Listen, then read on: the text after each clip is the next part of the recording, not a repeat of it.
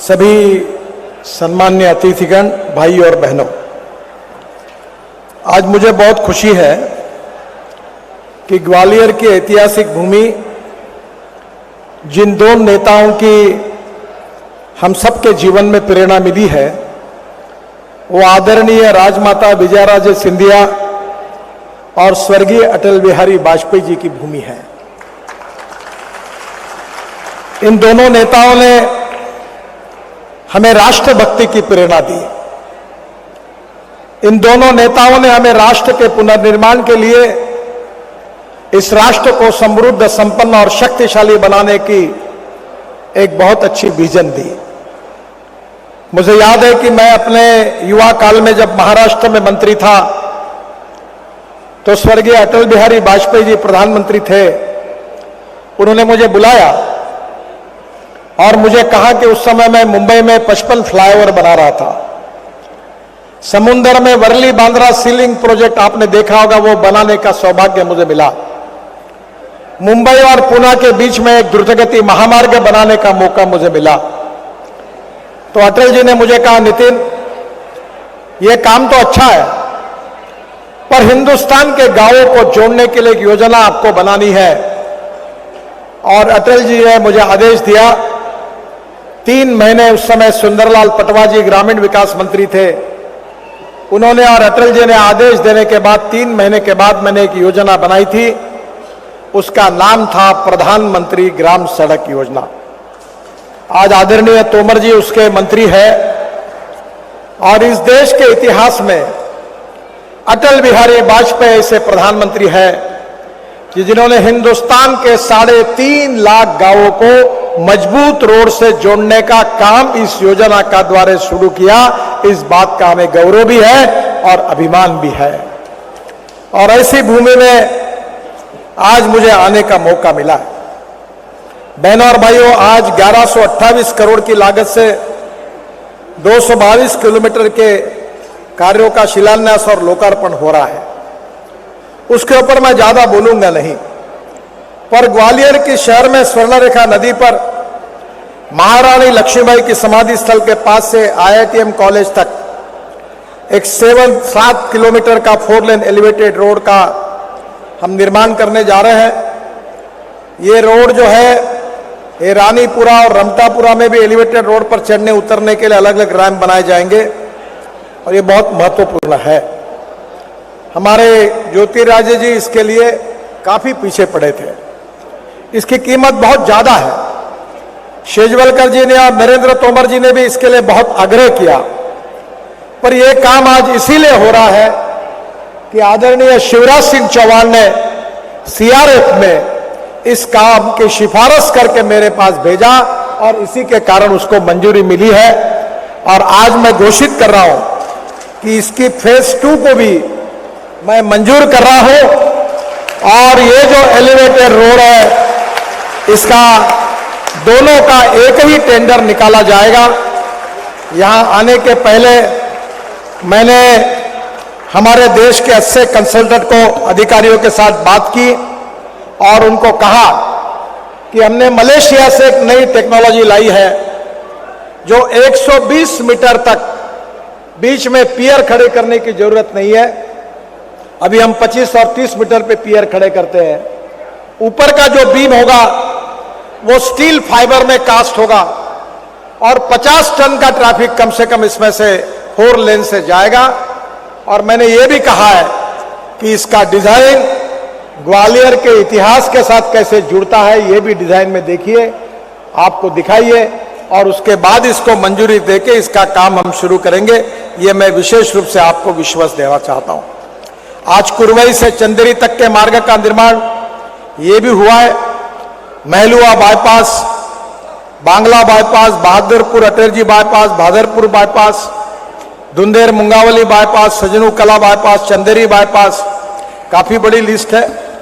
और ये 4 बाईपास के साथ भिंड जिले के मिहाना और आकी, लाहौर, दतिया जिले की दमोह, भांडेर शहर को भी 18 किलोमीटर के 2 लेन पेवलेटर के बाईपास भी बनाए जाएंगे। इस सभी चारों बाईपास का निर्माण कार्य 2022 दिसंबर में शुरू होगा। चिन्नौर से भितरवार तक 75 करोड़ की लागत से 33 किलोमीटर का जो निर्माण कार्य है, डबरा बिछोर रोड से बड़ेरा तक 5 किलोमीटर सड़क निर्माण का कार्य जो है, ये भी बहुत महत्वपूर्ण है और मेरा विश्वास है कि निश्चित रूप से ग्वालियर के विकास में इसका योगदान होगा। ग्वालियर में जो प्रमुख योजनाएं जिसकी चर्चा हुई है, वो ग्वालियर एवं चंबल से दिल्ली, खजुराहो, झांसी, जयपुर, भोपाल की कनेक्टिविटी बेहतर करने के लिए मेरे विभाग की ओर से शिवराज जी, ज्योतिरादित्य जी और नरेंद्र तोमर जी लगातार मेरे पास आते रहते हैं।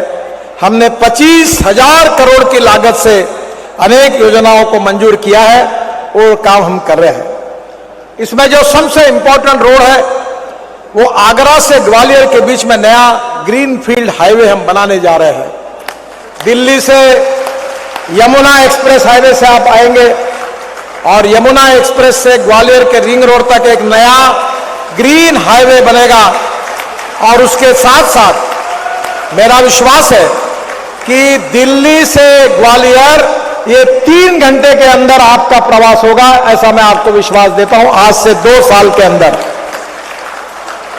ये 87 किलोमीटर का 6 लेन लंबा ग्रीनफील्ड मार्ग, जिसके ऊपर हम 2,500 करोड़ रुपए खर्चा कर रहे हैं।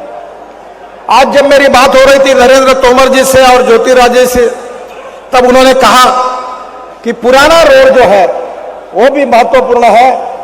आज ही मैंने अधिकारियों को कहा है कि इसका भी कंक्रीट में रूपांतर करके, इसका भी डीपीआर अच्छे तरीके से बनाकर उसको भी हम अच्छा बना के देंगे, ये भी मैं आपको विश्वास देना चाहता हूं। ये ग्रीनफील्ड का डीपीआर बनाने का काम शुरू हुआ है और डीपीआर खत्म होने के बाद तुरंत इसका टेंडर निकलेगा।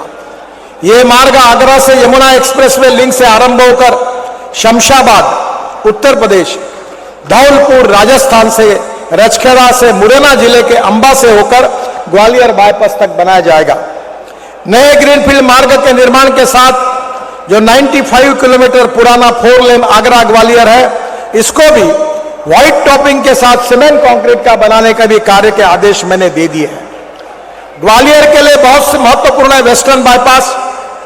ग्वालियर में 730 करोड़ की लागत से 30 किलोमीटर का 4 लेन वेस्टर्न बाईपास का निर्माण कार्य 2023 के आरंभ ही प्रारंभ हो जाएगा।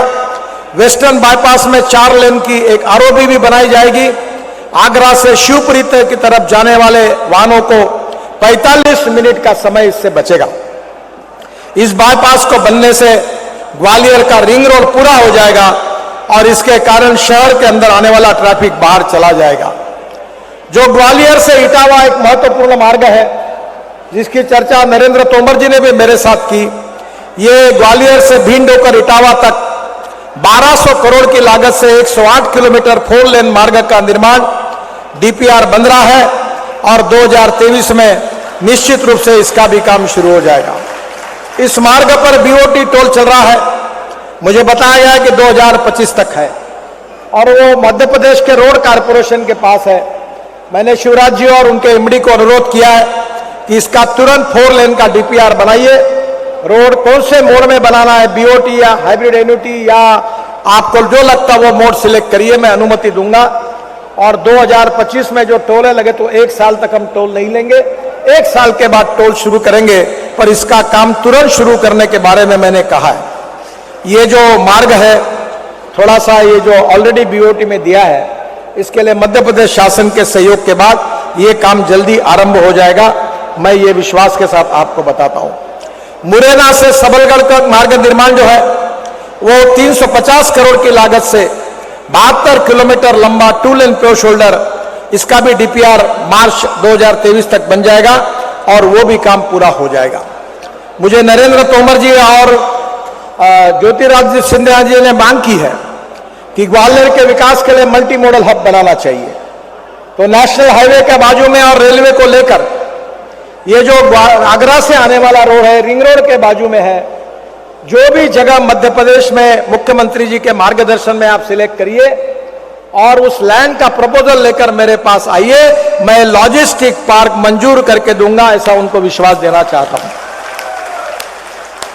वैसे मैंने मुख्यमंत्री शिवराज जी को कहा है कि Atal progress way, Chambal expressway ये शिवराज जी का सपना है, मेरा भी सपना है।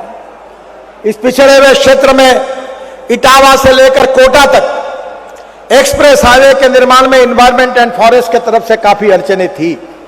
अब हमने अलाइनमेंट बदल दी है और इसकी अलाइनमेंट अब लगभग पूरी हो गई है। अब जल्दी ही डीपीआर बनेगा और 3 महीने के अंदर मैं कोशिश करूंगा कि इसके भूमि पूजन के लिए फिर से एक बार यहां आऊंगा। तब एलिवेटेड रोड और चंबल एक्सप्रेस हाईवे का काम शुरू करने की पूरी कोशिश होगी। ये जो अटल प्रोग्रेस वे बन रहा है चंबल एक्सप्रेस वे, इसके दोनों ओर logistic park, industrial clusters, agro processing industry, food processing industries, smart cities, education hub, resorts और एंटरटेनमेंट के केंद्र बनाने के बारे में मैंने मध्य प्रदेश सरकार को सुझाव दिया है और हम उनके साथ जोड़कर ये भी काम करेंगे, ये विश्वास देना चाहता हूं। हम मध्य प्रदेश में 3 मल्टी मॉडल लॉजिस्टिक पार्क बना रहे हैं। इंदौर में multi modal logistic park, Pitampura में बनाया जाएगा, मध्य प्रदेश सरकार के साथ एमओयू किया जाएगा। इसके अलावा भोपाल और जबलपुर में भी मल्टी मॉडल लॉजिस्टिक पार्क बनाएगा। भोपाल का डीपीआर के लिए कंसल्टेंट नियुक्त किया है और राज्य सरकार जैसे जमीन देगी वहां काम शुरू होगा। मुझे बहुत खुशी है कि मैं अब हवा में चलने वाली बस ला रहा हूं। अभी मैंने बेंगलोर में घोषणा की कि फिलीपाइंस में 200 लोग डबल डेकर बस में हवा में उड़ते हैं। तो मैंने मध्य प्रदेश में शिवराज जी को कहा है कि भोपाल में झील है और झील के ऊपर उड़ने वाली बसें शुरू करेंगे तो नीचे का ट्रैफिक कम हो जाएगा। जो ये रोपवे, केबल कार, फेनेकुलर रेलवे, मेरे डिपार्टमेंट के पास इसका मैंडेट मिला है। मध्य प्रदेश सरकार ने 15 रोपवे बनाने का प्रस्ताव दिया है। ग्वालियर और उज्जैन में भी रोपवे के बारे में कहा है। ग्वालियर में फुलबाग स्क्वायर से किला तक 120 करोड़ की लागत से 1.5 किलोमीटर का रोपवे बनाया जाएगा, ऐसा मैं आपको विश्वास दिलाता हूं। हमने उसको मंजूर किया है। उज्जैन स्टेशन से महाकालेश्वर मंदिर तक 150 करोड़ की लागत से 1.8 किलोमीटर का रोपवे बनाया जाएगा और दोनों स्थानों का डिटेल फिजिबिलिटी स्टडी नवंबर 22 में हो जाएगी और इसके बाद यह काम दिया जाएगा। राज्य के 5 अन्य स्थानों के लिए धार, रानी रूपमती महल से पार्किंग के प्रवेश द्वार तक 4 किलोमीटर, ओंकारेश्वर से सिद्धवरकुट जैन मंदिर से राजेश्वर आश्रम तक 4 किलोमीटर, नर्मदा नदी के किनारे खंडवा के सैलानी द्वीप रिजॉर्ट तक और रायसेन किले के ऊपरी क्षेत्र में वाहन पार्किंग तक 1 किलोमीटर लंबाई की रोपवे का भी निर्माण और पार्किंग से सलमनपुर वाली माता मंदिर बरखड़ा सीहोर तक ये सब रोपवे और 15 प्रपोजल है। मैं उसके मंजूरी की घोषणा करता हूं और जल्दी उसके कार्य का शुभारंभ होगा। मैं सबसे इंपॉर्टेंट बात जो मध्य प्रदेश के विकास के लिए वो करना चाहता हूं, हम जो ग्रीन एक्सप्रेस हाईवे बना रहे हैं, ग्रीन यानी नए, पुराने रोड नहीं, तो मध्य प्रदेश में 40,000 करोड़ की लागत से हम 5 ग्रीनफील्ड एक्सप्रेस हाईवे का निर्माण कर रहे हैं जो मध्य प्रदेश के विकास के लिए ग्रोथ इंजन होगा। पहला दिल्ली मुंबई एक्सप्रेसवे जो 1382 किलोमीटर है और ये हाईवे जो है इसमें काफी काम पूरा हुआ है। 1 लाख करोड़ रुपए का एक ही हाईवे है, 70% काम पूरा हुआ है और मेरी कोशिश है कि दिसंबर तक ये काम पूरा हो जाए तो दिल्ली से मुंबई 12 घंटे का सफर हो जाएगा। और कोटा के पास ये जो चंबल एक्सप्रेस हाईवे इटावा से शुरू हो रहा है, ये दिल्ली मुंबई हाईवे को जुड़ जाएगा तो यहां की चंबल और ग्वालियर की जनता डायरेक्ट 8 से 10 घंटे में मुंबई पहुंच जाएगी, ऐसा ये हाईवे हो जाएगा। इस बात की मुझे बहुत खुशी है। मैं और मध्य प्रदेश में दिल्ली मुंबई हाईवे में 245 किलोमीटर काम हम मध्य प्रदेश में कर रहे हैं। मंदसौर जिले में गरोट तहसील में 32 किलोमीटर है। गरोट तहसील के जोधमी से काफी अब समय की कमी है, पर दिल्ली मुंबई हाईवे बहुत इंपॉर्टेंट है। दूसरा जो विशेष रूप से महत्वपूर्ण काम है जो हाईवे मध्य प्रदेश के लिए बहुत इंपॉर्टेंट है, ये दिल्ली मुंबई हाईवे के साथ मैं शिवराज जी को एक प्रार्थना करूंगा कि मध्य प्रदेश के क्षेत्र में जहां से यह हाईवे जा रहा है उसमें और चंबल एक्सप्रेस हाईवे में आपके पास जगह बहुत है। ये जो झाबुआ वगैरह अनडेवलप एरिया है, अब गुड़गांव में और नोएडा में जमीन नहीं मिलती, बहुत महंगी हो गई है और इसलिए मध्य प्रदेश सरकार की ओर से smart city, industrial clusters, multi modal hub इसके साथ साथ food processing industries, agro processing industries, smart city, educational hub. आप अगर इसके पैरेलल बनाओगे तो एक तरफ 6 घंटे पे दिल्ली और एक तरफ 5 घंटे पे मुंबई, दोनों साथ जुड़ जाएंगे तो यहां का विकास की गति बहुत तेजी से बढ़ेगी। मैं विशेष रूप से उनको कहूंगा कि जरूर इसके लिए वो जल्दी इसके बारे में मध्य प्रदेश के इंडस्ट्रीज और अर्बन डिपार्टमेंट की ओर से इसको जरूर विचार करें। दो चंबल एक्सप्रेस हाईवे जिसकी अलाइनमेंट माननीय मुख्यमंत्री से हमने चर्चा की थी। इन्वायरमेंट फॉरेस्ट मिनिस्ट्री की कुछ अड़चनें आई थी। ये चंबल एक्सप्रेसवे मध्य प्रदेश में एक बहुत बड़ी सौगात मोदी जी के नेतृत्व में भारत सरकार की ओर से मध्य प्रदेश को मिल रही है। ये जो चंबल एक्सप्रेसवे जिसका नाम अटल प्रोग्रेस वे लिखा है, इसकी लागत 20,000 करोड़ रुपए है। ये 415 किलोमीटर लंबा अटल प्रोग्रेस वे है। ये उत्तर प्रदेश, मध्य प्रदेश और राजस्थान के पिछड़े क्षेत्र से होकर गुजरेगा और इससे विकास के लिए नई गति मिलेगी। इसकी लंबाई मध्य प्रदेश में 306 किलोमीटर, उत्तर प्रदेश में 37 किलोमीटर और राजस्थान में 72 किलोमीटर होगी। यह एक्सप्रेसवे चंबल नदी के समांतर इटावा से श्योपुर, भिंड, मुरैना से होकर कोटा, राजस्थान तक जाएगा। पर्यावरण मंत्रालय के सुझाव पर इसके अलाइनमेंट में बदलाव किया है जिससे चंबल नदी के इको सेंसिटिव जोन पर असर नहीं पड़ेगा। चंबल एक्सप्रेसवे में इटावा में बुंदेलखंड एक्सप्रेसवे और लखनऊ आगरा एक्सप्रेसवे से ये जुड़ेगा। तो स्वाभाविक रूप से बुंदेलखंड एक्सप्रेसवे और लखनऊ आगरा एक्सप्रेसवे जुड़ने के कारण इसमें और औद्योगिक विकास के लिए बहुत सुविधा होगी। वह कोटा में यह दिल्ली मुंबई एक्सप्रेसवे को जुड़ेगा तो Delhi Mumbai corridor, north south corridor, east west corridor को भी जुड़ेगा। दूसरा जो महत्वपूर्ण हाईवे है जिसका काम अभी शुरू हो किया है वो है इंदौर हैदराबाद एक्सप्रेस हाईवे। ये 687 किलोमीटर 6 लेन है, 20,000 करोड़ की लागत है और इसका लक्ष्य दिसंबर 2024 तक हम पूरा करेंगे। इंदौर से भंवरकुआ, तेजाजी नगर से खरगोन, बलवारा तक और बलवारा से खंडवा जिले के धनगांव तक और धनगांव से खंडवा जिले के उरगांव तक, उरगांव से बुरहानपुर, इच्छापुर होकर जलगांव के मुक्ताई नगर तक पैकेजेस अब तैयार हुए हैं और इसका भी काम जल्दी शुरू हो जाएगा। दूसरा जो उज्जैन से गरोठ, ये ग्रीनफील्ड एक्सप्रेसवे हम बना रहे हैं जो उज्जैन से मंदसौर जिले के गरोठ तक 2700 करोड़ की लागत से 136 किलोमीटर 4 लेन ग्रीनफील्ड एक्सप्रेसवे बनाया जा रहा है। इस एक्सप्रेसवे का काम 3 पैकेज में हो रहा है। चंदसरी से खेड़ खुजरिया तक 910 करोड़ 42 किलोमीटर, खेड़ खुजरिया से सुहागली 876 करोड़ का 48 किलोमीटर और तीसरा पैकेज सुहागली से बरडिया अमरा तक 823 करोड़ 46 किलोमीटर। अब इस काम को तेजी से शुरुआत हुई है।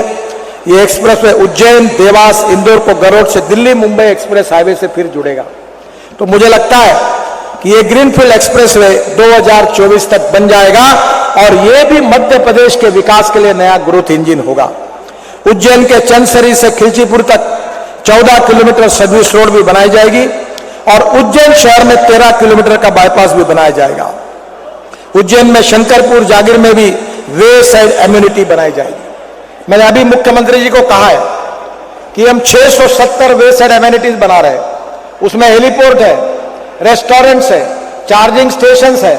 मैं आपसे अनुरोध करूंगा कि इसमें मध्य प्रदेश का हैंडलूम, हैंडीक्राफ्ट और जब कलाई मैंने अभी देखी, मैं ये जानता हूं कि उसके स्टॉल मध्य प्रदेश के सरकार की ओर से हम जगह आपको देंगे। यहाँ का फूड, यहाँ का हैंडलूम, हैंडीक्राफ्ट, चंदेरी साड़ियां, इसके सब के शॉप्स आप उसमें बनाइए ताकि यहाँ के कारागिरों को इसमें से बहुत बड़ा रोजगार मिलेगा। उज्जैन से कोटा 6 घंटे का समय लगता है। मैं विश्वास देता हूं कि उज्जैन से कोटा 2.5 घंटे में पूरा हो जाएगा। आगरा और ग्वालियर के बीच में ग्रीनफील्ड हाईवे की मैंने पहले ही घोषणा की है और ये भी आपके लिए बहुत इंपॉर्टेंट होगा और जिससे दिल्ली से आपके ग्वालियर तक 3 घंटे के अंदर सफर हो जाएगा। हवाई जहाज से आने की जरूरत नहीं पड़ेगी। मुझे मुख्यमंत्री जी ने बहुत बार मांग की थी वो बुधनी से वाड़ी और नसरुल्लागंज से संदलपुर तक मार्ग को एनएच घोषित करने का। मैंने मार्ग निकाला है। मैं इसको आज राष्ट्रीय महामार्ग बनाने की घोषणा कर रहा हूं और उनकी बात को मान्य किया गया है। बुधनी से रेटी, नसरुल्लागंज से संदलपुर तक पूरा कॉरिडोर बन जाएगा और जल्दी ही इसका काम शुरू हो जाएगा। बमीठा से खजुराहो तक ये जो सड़क को 4 लेन बनाने का काम हो रहा है, ये भी 2023 तक पूरा हो जाएगा। राज्य के 5 महत्वपूर्ण नगर भोपाल, इंदौर, जबलपुर, ग्वालियर एवं सागर में ये 5 शहरों के लिए बाईपास और रिंग रोड निर्माण कार्य के संबंध में भोपाल में भूमि उपलब्ध करा दी जाएगी। यह कार्य तीव्रता से किया जाएगा। इंदौर बाईपास का डीपीआर बन रहा है, जबलपुर रिंग रोड का डीपीआर बन रहा है और सागर रिंग रोड का भी डीपीआर अभी बन रहा है। अलाइनमेंट पक्की हो गई है और मेरा विश्वास है कि इससे मध्य प्रदेश को बहुत राहत मिलेगी। जो 50 नगर है उसके अंदर से एनएच बुनियादी कार्य के बारे में आपने मुझे प्रस्तावित की थी, वो सब 21-22 में 12 कार्य मैंने स्वीकृत कर दिया है, वो भी हम पूरे कर देंगे, ये विश्वास आपको देता हूं।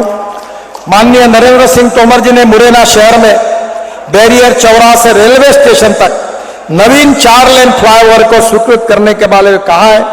मैंने उनके सुझाव को बैरियर चौराहा से रेलवे स्टेशन तक 4 लेन फ्लाईओवर कार्य हेतु परीक्षण करवाकर भूमि की उपलब्धता के आधार पर फ्लाईओवर निर्माण हेतु कार्यवाही की जाएगी और 400 करोड़ रुपए का फ्लाईओवर मैं आपको बनाकर दूंगा। जो मांग आपने की है, ये बात आपको मैं विश्वास के साथ बताना चाहता हूं।